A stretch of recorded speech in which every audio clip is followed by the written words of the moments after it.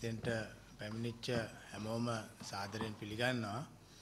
අපේ මැතිවරණ ප්‍රචණ්ඩ ක්‍රියා නිරීක්ෂණ මධ්‍යස්ථානයේ හැටියට මේ පවත්වන පළවෙනි ප්‍රවෘත්ති සාකච්ඡාව ඉස්ලාම් මැතිවරණ ප්‍රචණ්ඩ ක්‍රියා නිරීක්ෂණ මධ්‍යස්ථානය ගැන යම්කිසි දෙයක් කියනවා නම් මේක දැන් අවුරුදු 10ක් තිස්සේ මැතිවරණ ප්‍රචණ්ඩ ක්‍රියා නිරීක්ෂණය කරලා තියෙනවා. අපි පෞගිය නැගෙනහිර මැතිවරණයේ නිරීක්ෂණය කළ වාර්තාවක් එළිදක්වලා තියෙනවා.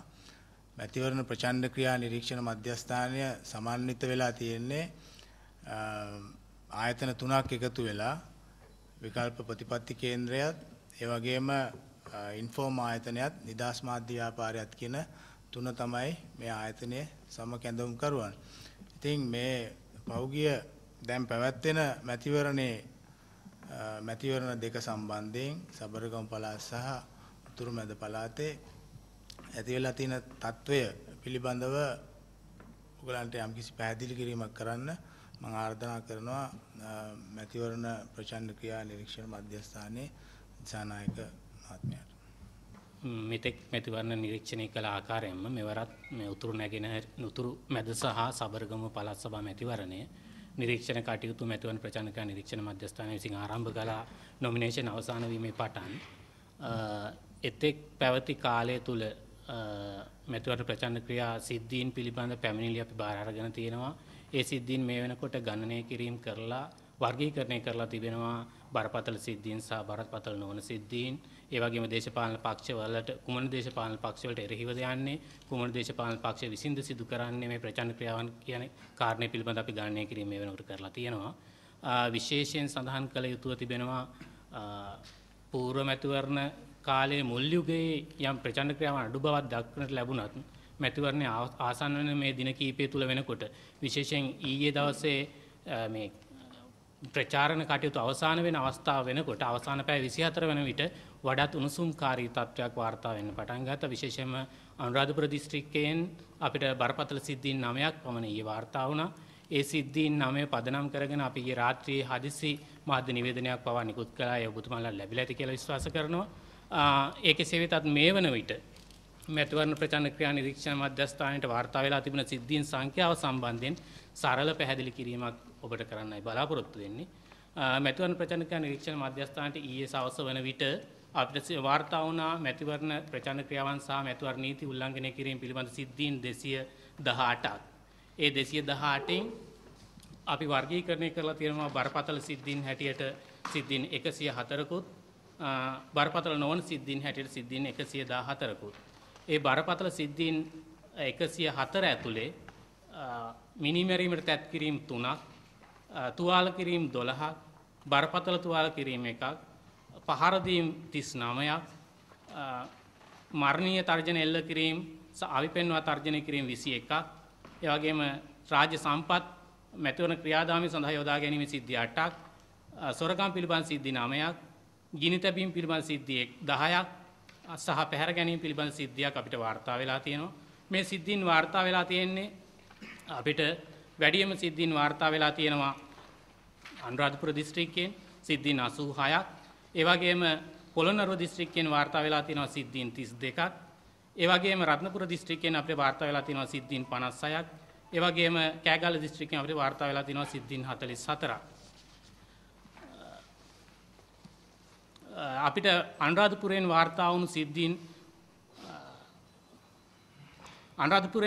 සිද්ධීන් අතර අපිට වැඩි වශයෙන්ම දකින්න ලැබෙන්නේ පහර දීම් සහ මරණීය තර්ජනය එල්ල කිරීම, ඒ වගේම ගිනි තැබීම් වාගේ ප්‍රචණ්ඩ ක්‍රියාවන් බරපතල විදිහට සිදු වෙමින් පවතින බව. ඒ වගේම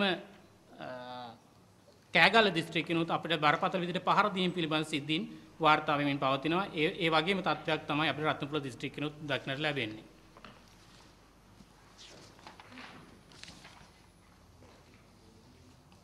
ඒ වගේම මේ දක්වා වාර්තා වෙලා තියෙන සිද්ධීන් අතරින් විශේෂයෙන්ම අපිට වාර්තා වෙලා තියෙන අනුරාධපුර දිස්ත්‍රික්කයේ එක්සත් ජනතා නිදහස් සන්ධානයේ චූදිතයන් වන පැමිණිලි 34න් බර්ඩ් ප්‍රේමලාල් දිසානායක ප්‍රධාන ඇමති අපේක්ෂකයා හැටියට සිටින බර්ඩ් ප්‍රේමලාල් දිසානායක මහතාට විරුද්ධව පැමිණිලි 4ක් එල්ල වෙලා තියෙනවා ඔහුව වග උත්තරකරුවන් කරමින් ඔහු සහ ඔහුගේ ආධාරකරුවන් වග උත්තරකරුවන් කරමින්.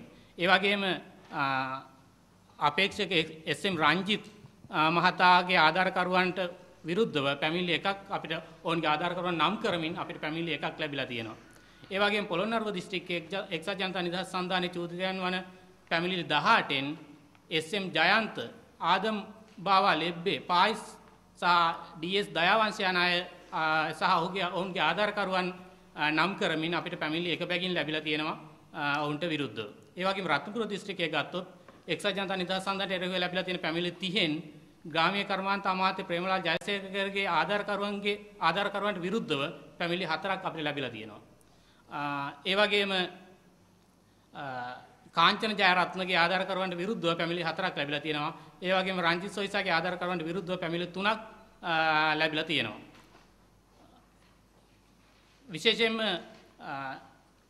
රත්නපුර දිස්ත්‍රික්කයෙන් එක්සත් ජාතික පක්ෂයට එරෙහිව පැමිණිලි 11ක් ලැබිලා තියෙනවා. එයින් හසිත සමන්තගේ ආධාරකරුවන්ට විරුද්ධව සිදුවීම් එකක් අපිට වාර්තා වෙලා තියෙනවා. කෑගල්ල දිස්ත්‍රික්කයේ එක්සත් ජනතා නිදහස් සන්ධාන චූතියන් වන පැමිණිලි 33න් මහීපාල හේරත් ඇමති ප්‍රධාන අමාත්‍ය අපේක්ෂකයාට ආධාරකරුවන්ට විරුද්ධව පැමිණිලි 7ක් ලැබිලා තියෙනවා.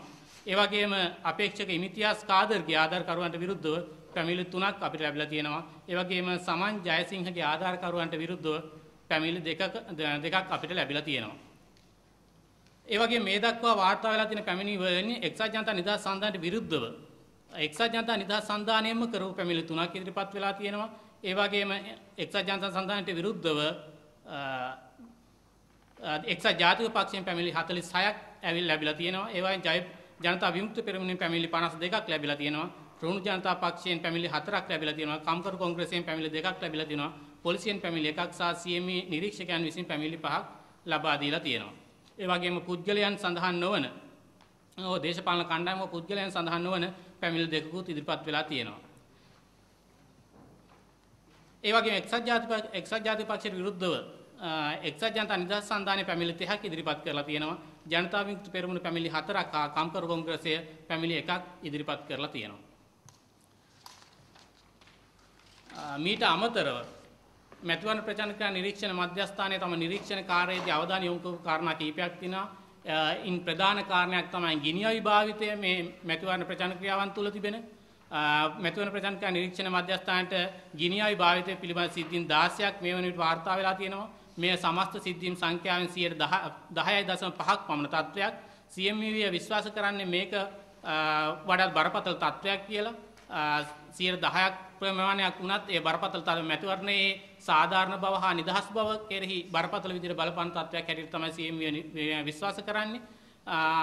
ඒ වගේම මෙම ලැබිලා තියෙන ගිනිඅවි භාවිතය පිළිබඳ පැමිණිලි වලින් 8කට එක්සත් ජනතා නිදහස් සන්ධානයට විරුද්ධවයි ලැබිලා තියෙන්නේ. ඒ වගේම පැමිණිලි දෙකක් එක්සත් ජාතික පක්ෂයට විරුද්ධව ලැබිලා තියෙනවා. අනිත් පැමිණිලි සියල්ල හඳුනා නොගත් කණ්ඩායම් හැටියට තමයි පැමිණිලි කර තියෙන්නේ.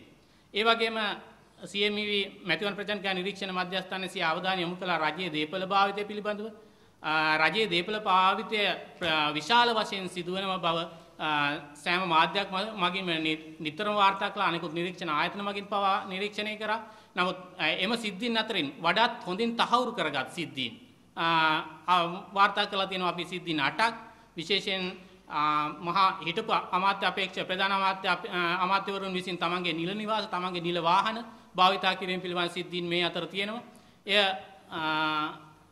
ඊට අමතරව තහවුරු කර නොගත් විශාල සිද්ධීන් සංඛ්‍යාවක් මැතිවරණ ප්‍රචාරක නිරීක්ෂණ මධ්‍යස්ථාන මගින් නිරීක්ෂණය කරලා තියෙනවා මේ රජයේ දේපළ භාවිතය සම්බන්ධයෙන්.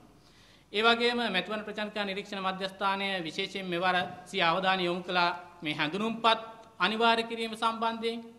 මැතිවරණ ප්‍රචාරක නිරීක්ෂණ මධ්‍යස්ථානයේ සලකන්නේ මේක හොරචන්ද දෙමින් වැළැක්වීම සහ මැතිවරණ අක්‍රමිකතාවන් කෙරෙහි සාධනීය පියවරක් හැටියටයි මේ හැඳුනුම්පත් අනිවාර්ය කිරීම. නමුත් හැඳුනුම්පත් අනිවාර්ය කිරීමත් සමගම සියලුම ඡන්ද දායකයින්ට හැඳුනුම්